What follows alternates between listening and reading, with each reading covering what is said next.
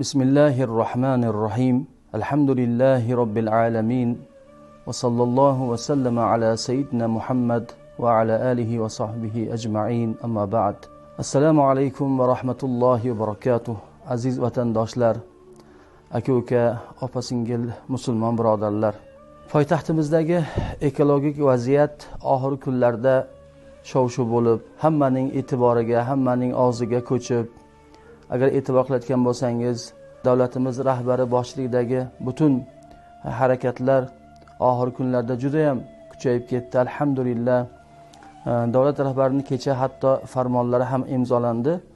Mamlakatimiz poytaxtdagi ekologik vaziyatni kechiktirib bo'lmaydigan, demak, vaziyatlar to'g'risidagi, uni to'g'rilash borasidagi kechiktirib bo'lmaydigan qonun-qoidalar to'g'risidagi farmonlari imzolandi. Davlatimizni kuchi yetadi do'stlar.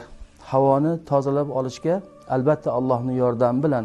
Chunki bu inson faktoriga bog'liq holda buzilayotganligi ma'lum. Shuning uchun davlatimizning bemalol kuchi yetadi bunga. Biz faqat shu yurtning xalqi o'laroq aziz davlatimizga yordam berishimiz kerak. Qaysi ma'noda? Istig'forimiz bilan, duoyimiz bilan yordam berishimiz kerak. Bugun men avvalo o'zimni, qolaversa meni tinglaydigan har bir vatandoshimizni, har bir musulmon birodarimizni mana shu istig'for hashariga taklif qilib qolaman. Buni challenge deysizlarmi, nima deysizlar? Maqsadimiz poytaxtimizning ekologik vaziyati to'g'rilansin, havo musaffo bo'lsin, tozalansin. Toza havodan nafas olaylik. Shuning uchun hozir men sizlarga aytib beradigan ba'zi bir gaplarga quloq solishlaringizni iltimos qilgan bo'lardim. Holbuki bu masalani men ancha oldindan aytib kelaman. Havoni ifloslanishi insonning, demak, amallariga bog'liqligi haqida gapirib kelaman. Ba'zan avvaliga tushunmay odamlar masxara qilishadi. Keyinchalik esa domla to'g'ri aytgan ekanlar mana deb yurishadi. Shuning uchun tartibda, o'zi tartibotda ulamolarning gapi muhokama qilinmay olinishi kerak. Agar ulamoning vijdoniga, ulamoning, olimning diyonatiga shubha qilsangiz, Alloh taoloning oyatiga quloq soling. Alloh taolo Qur'oni Karimda marhamat qilganki, innama yaxshalloha min ibadihil ulama. Alloh taolodan olim bandalargina haqiqiy qo'rqurlar, taqvo qilarlar degan. Olimlar farosatlarini ishlatish kerak, ahli ilmlar. Ular farosatlarini ishlatib, oldindan ba'zi bir narsalarni mulohaza qilishadi va xalqni ogohlantirishadi. Ilm do'stlar maqsad emas, ilm vosita. Ilmning maqsadi esa farosatdir. Mu'minning farosatdan qo'rqinglar, chunki Allohni nuri bilan nazar tashlaydi degan hadis sharifdagi mu'mindan murod olim kishi tushuniladi. Mana shu borada, mana shu yurtning, bu mamlakatning, aziz vatanimizning bir a'zosi, fuqarosi, xalqi sifatida bugun men sizlarni aziz do'stlar istig'for aytishga chaqirib qolaman. To'g'ri, salotul istisqo istilohi bor dinimizda, yomg'ir so'rash namozi.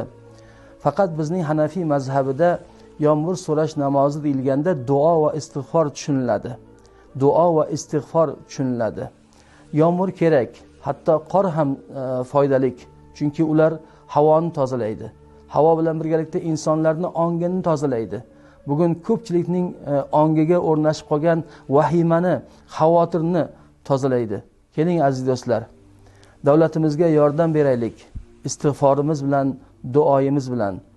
Bunday vaziyatlarda noshukrchilik qilish, bunday vaziyatlarda aybdor qidirish, aybni bir tomonga yuklash bilan chora emas bu. Vaziyatdan chiqilmaydi. Bunday vaziyatlarda xalq bir bo'lib, xalq davlat bilan bir bo'lib, hoksorlik bilan sadaqalar chiqarib, tavba tazarrular qilib Alloh subhanahu va taologa duo qilish kerak. Shuning uchun men sizlarni duo va istig'forga chaqiryapman. Inshaalloh karim juma kungacha barcha aziz do'stlar mana shu istig'for hashariga qo'shiling.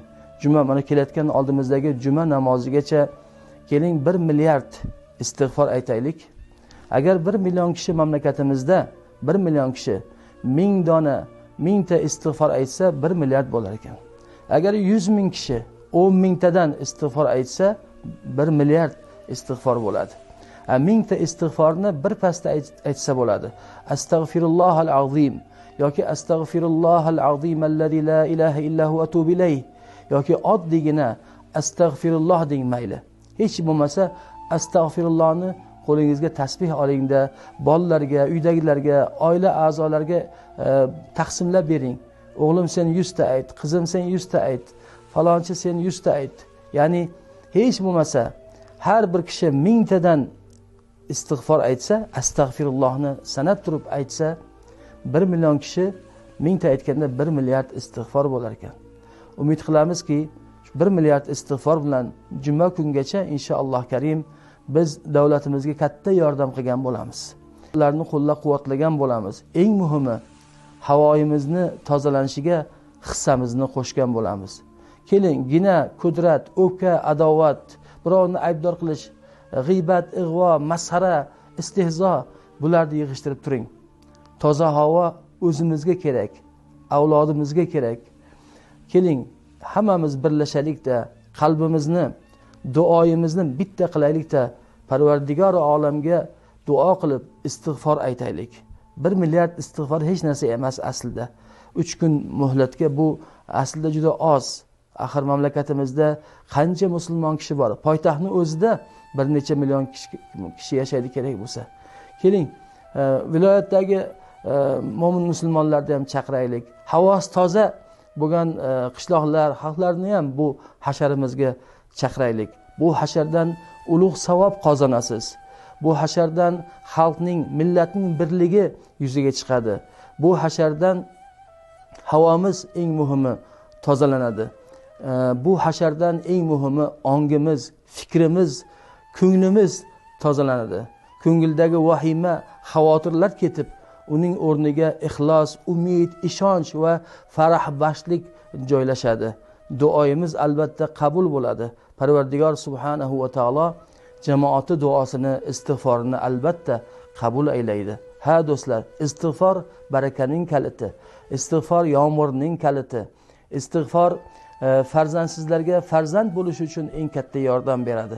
Kambag'allikka boylik keltiruvchi eng katta omil hisoblanadi. Ha, mana shu 1 milliardlik istig'for hasharimiz bilan ertaga men shunga ishonamanki, nafaqat do'stlar, juma kuni buning duosini qilamiz masjidimizda, nafaqat havo musaffo bo'ladi. Ko'plab oilalarda farzand tug'ilib, qalblarga surur kiradi. Kambag'alliklar ko'tarilib, qarzlardan qutulishlar bo'ladi. Xayr baraka bo'ladi. Nafaqat bu hasharga qatnashganlarning oilasiga nur baraka kiradi. Mamlakatimizga fayz, baraka, yaxshilik tarqaladi. Buning hammasi yaxshilik bo'ladi. Astag'firullohal azim yoki astag'firulloh deb istig'for hasharimizga qo'shiling do'stlar. Assalomu alaykum va rahmatullohi va barakatuh.